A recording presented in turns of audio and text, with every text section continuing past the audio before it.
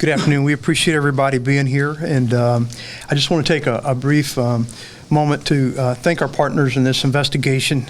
I want to thank our partners with ATF, and we have Assistant Special Agent in Charge Dave Brown that is here. We have Mark Ober, our state attorney, and Mr. Lee Bentley, our United States attorney. And briefly, this investigation targeted prolific offenders and illegal guns and narcotics up in the District I area of Hillsborough County. And we've, as I think everybody is aware, we've had an uptick in violent crime and gun violence in that area over the past year. This is an investigation that took about 4 months. And with that, I want to introduce Colonel Donna Lazinski. She was our coordinator in this investigation, and I'll let Donna review the facts and tell you where we're at so far in this operation. Thank you, Sheriff. Good afternoon. Again, I want to thank you for being here today. We're pleased to announce the results of our Operation Gunbox. Here in Hillsborough County, we began to notice an increase in crimes and incidents involving firearms, approximately 9%, whether a firearm was involved in some form or fashion from 2014 to 2015. We began to look closely at the numbers and examine them, and of greater concern to us was the fact that we noticed an increase in violent crimes. That's our homicides, our home invasions, carjackings, armed robberies, aggravated batteries, and assaults. And with that, we noticed a 5% increase from 2014 to 2015. Then more specifically, we saw an increase in our homicides. In 2014, we had 22 homicides. In 15, we had 33. Of those 33, 73% of those involved a firearm. Just this past weekend, we had 2 homicides. Again, the result of a firearm. This is something we cannot afford to ignore. Lives are being lost here in Hillsborough County. In an effort to combat this, we joined forces with ATF to focus on offenders who were selling and using firearms in the course of their crimes. And we targeted an area in our District I where we had some high crime issues. Operation Gunbox began in late October of 2015, and we concluded here in the beginning of February. Detectives and agents went undercover. They went to the streets to locate and embed themselves with these individuals who were selling firearms and illegal narcotics. The men and women who participated in this investigation should be commended for their bravery. They put themselves in dangerous situations every day they were on the street. They're dealing with individuals who had criminal histories ranging from strong arm robberies, aggravated assault and batteries, battery on law enforcement officers. We're talking about bad individuals that hurt people, and they were dealing with them every day. And in most instances, there was a firearm present. We were either trying to purchase one, or one of those individuals had them on them. As a result of our efforts, we have 64 individuals that have either been arrested, be indicted, or we have warrants out for them with a total of 182 charges. The charges range from trafficking in various narcotics, possession and delivery of various narcotics, and felons in possession of firearms. 8 of the cases at this time are being federally indicted. I will let the ATF and U.S. Attorney's Office comment on those cases. So far, we've recovered 20 firearms, either purchased or seized. 5 of them were reported stolen. Narcotics, we've recovered crack and powder cocaine, methamphetamine, MDMA, ecstasy, heroin, and various types of pills. And I want to highlight 2 of the cases to let you know the kind of individuals that we're taking off of our streets. First is Major Brady, and you'll see their pictures up on the board here. 34 years old, who's been arrested 38 times. 23 convictions, 17 of those for felonies. His history includes sexual assault on a minor, failure of a sex offender to report, burglary, delivery of heroin, trafficking in a controlled substance, and that's just to name a few. He conducted several hand-to-hand transactions with our detectives, the last one resulting in trafficking charges in oxycodone. When we arrested him, we conducted a search warrant on his residence, again recovering some narcotics, but most importantly, a loaded .22 revolver. Again, this is a convicted felon who has a firearm. Angela Citron, 33 years old, arrested 50 times, convicted 23 times, 18 of those for felonies, aggravated battery with great bodily harm, grand theft, dealing in stolen property, burglary, prostitution, and possession of drugs. She also conducted several hand-to-hand transactions with our detectives. These are just a few of the cases I think you should be mentioned, and there's many more. Some of them we can't discuss the details because they're under federal prosecution. We'd also like to request the public's help in locating some of these individuals. We have about 13 that are left outstanding on our board here, and if we can get help from the public in putting the rest of those individuals in jail, it'd be appreciated. I'm going to let my partners share their perspective on this operation, but we need to ensure that we take guns out of the hand of individuals who would use them or sell them to others who would use them in their crimes, potentially resulting in injury or death to our citizens. Thank you. I'd like at this time to introduce Assistant Special Agent in charge of ATF, Dave Brown. Thank you. First and foremost, thank you to the media for coming out and covering this very, very important story and this initiative. I also want to thank Sheriff G and his staff for the tremendous amount of support that we received from his department. I'd also like to thank State's Attorney Mark Olbear and United States Attorney Lee Bentley. These are our law enforcement partners. We could not have accomplished this task without this joint venture that we embarked upon roughly 4 months ago. And that's why we're here today, to announce the results of this initiative. Before we began the initiative, the first thing we did is we asked our ATF Crime Gun Intelligence Center to take a look at the area that we had an interest in focusing on, and what we asked them to do was look at the level of violent crime that was occurring in this very small geographic area. And what they discovered was that over a very short period of time, there were 731 violent offenses committed, 229 of those with firearms.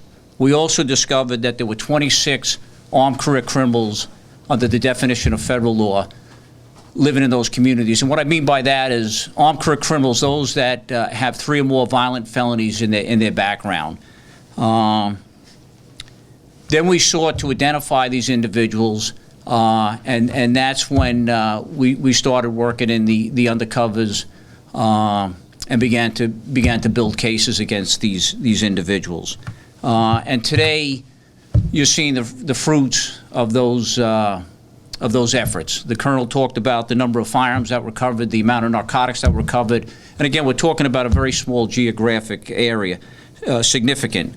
And then lastly, I want to send a message to the public that that we, as an agency, ATF, take violent crime very, very seriously, and it's our mandate. It's what we do every single day. But we need your support, and that's been a consistent theme each time I've addressed the media. That we need the public's support to combat violent crime in your communities. There's only so much that law enforcement can do on their own. We need the public support. We need them to step forward in whatever fashion they feel comfortable to do that, either through Crime Stoppers or their local or county police departments to do that.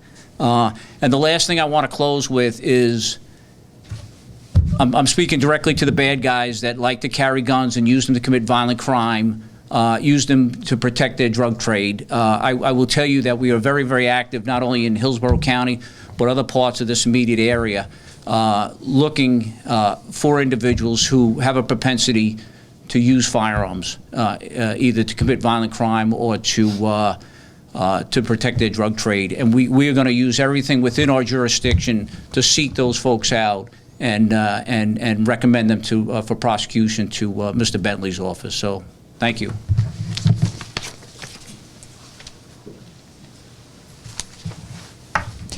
Good afternoon, everyone, and again, thank you for being here today.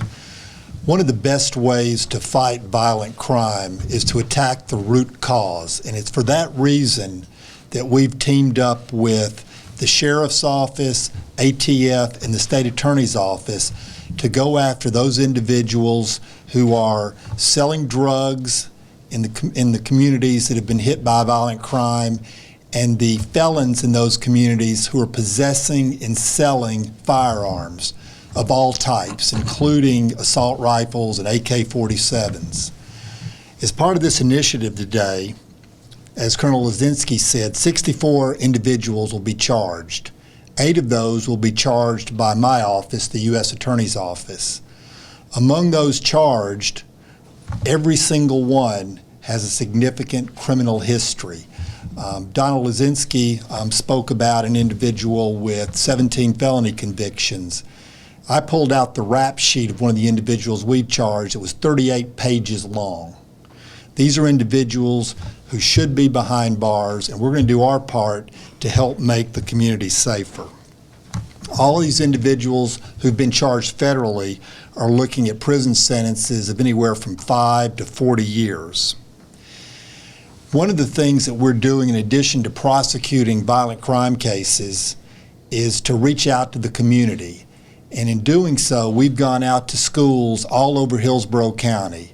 Our attorneys have gone out. We've teamed with sheriff's deputies and detectives, agents from ATF and others to go in and talk to students about the dangers of firearms, how to protect themselves, how they need to be safe, how they need to use their influence over their friends to be safe and avoid possessing or using firearms. We feel like it's been a very successful program. We ask all the individuals at the schools where we go to sign a pledge, and there's one pledge for elementary school, another for middle schoolers and high schoolers. And just the simple act of making this pledge, we believe, can make some difference in the lives of children. If you have any interest in someone from our office going out to a school in your community, please give me a call, give our office a call, and we'll be sure to get that done. And finally, I want to say thank you to our law enforcement partners. Sheriff David G. is the finest sheriff there is in the United States. I'm one of 93 United States attorneys, and I spend a lot of time talking to U.S. attorneys throughout the United States. And there is no U.S. attorney who has a better relationship with local law enforcement than we have here in Hillsborough County with Sheriff G and his staff. I want to thank ATF for their hard work on this case. They're a partner with us on many different matters, and this has been one of the more significant ones. And I also want to give a shout out to the State Attorney, Mark Ober, who does a tremendous job here. As you heard, 64 individuals are being charged, and the bulk of those are obviously being charged by Mr. Ober's office. We work very well together, and we're grateful to have him as a partner here in our community. Thank you. Sir, just for the tape, can we get your name and title? Yes, I'm Lee Bentley, United States Attorney. Thank you. Thank you, Mr. Bentley, Sheriff G. Many of you were here at my office several days ago with a program that was initiated by Crime Stoppers. This is yet another step to combat what has become an epidemic in our community. And as I said and have said repeatedly, this must stop. We pick up the paper every day, we watch the news, and the reoccurring theme, the reoccurring story is that our families, our children, and our friends are being killed. It has to stop. So I'm happy to be here with these individuals, and I will tell you, and I've told the sheriff and Mr. Bentley, and it is now time for the prosecutors to keep an eye on these individuals that have been arrested. And many of you may know that we have enhanced penalties if the individual statutorily applies for that. And I will tell you that the buck stops here with these individuals. So when these cases come over to my office, I will get with the sheriff. I will get with all these law enforcement individuals. I will consult with Mr. Bentley to make certain that we are focused on our mission from this day forward. The end result of that is that we can begin again to walk in our communities safely. We can take our children to the park and in the neighborhoods that have been ravaged by gun violence. So I vow to you that we will continue to move forward, and I echo the sentiments here today that beware if you have a gun illegally, if you are a convicted felon, we will not tolerate it. Thank you. Okay, again, I'd like to thank everybody for being here today. We'll take a couple minutes for questions if anybody has them. 50 arrests, 35 arrests, 38 arrests. How are these people able to still be on the street today? Well, and that's a very good question, and I will look at that issue. I can tell you that the enhancements, each case is separate. So I will have to look at whether these individuals have been to prison, have been out of prison, if they qualify for enhancements, prison release, reoffender. That's a broad question, but a very good question that I will look at to make certain that it doesn't happen again.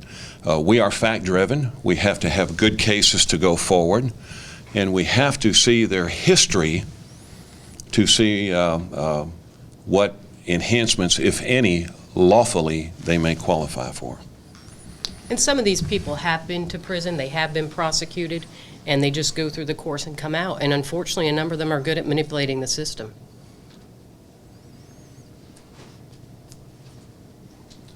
Can you talk about how this operation was different from what the sheriff's office and local law enforcement do routinely? Well, typically, we have undercover detectives that go out and do purchase narcotics and firearms. We do that on a daily basis. But in this case, we were able to multiply our forces by working with ATF and using their resources as well. So it was more a force multiplier and a little longer-term investigation than we normally do. These stolen guns, where did they typically come from? I know we had over the summer a few gun shop, pawn shop burglaries. Were these coming from stolen cars? Were these coming from those big burglaries? They weren't related to any of these particular burglaries. They weren't related to the gun store burglaries. Some of them were residential, and we're still working on those cases to see if we can develop charges. And that's where we work closely with the ATF to trace how the guns were originally purchased and what hands they passed through. Yeah, and Florida is a source state, so typically the firearms that we're recovering originated in the state of Florida. But as the Colonel indicated, we're going to conduct traces to see if we can determine where the firearms originated from. In addition to that, we're going to submit the casings from these firearms into our NIBIN program to see whether or not they're related to any additional shootings that may have occurred in other parts of the county or elsewhere. I know only 5 were reported stolen, but it would be safe to say that many of these other guns were probably stolen as well. It's possible. A lot of times people don't report their firearms stolen immediately. They don't know the serial number. So that's where when we trace those guns and go back, we'll be able to discover if any more are reported stolen. That's a valid point too, and really, one of the things that the public ought to get from this press conference today is that if they own firearms, they really ought to take the time to record the serial numbers and the descriptions of the guns, because as the Colonel indicated, oftentimes we trace the guns and find out that they were stolen, but because the owner didn't have the information to provide to the police, they couldn't be entered into NCIC as stolen. So. That's a good point you bring up, and I would encourage the public to make sure they make note of the firearms that they own. Where Where does the investigation go from here? Will it continue? Like, is this effort going to continue on to make sure that the same area doesn't, crime doesn't reoccur there? Absolutely. We'll continue our focus on that. Like I said, we have people that do that on a daily basis. This, again, was just a force multiplier. And we still have individuals that we got to go out there and find and put in jail. And that's, again, where we're asking for your assistance to do that. And then we have to work through the prosecution phase with our prosecutors here. All right, everybody. Thank you very much.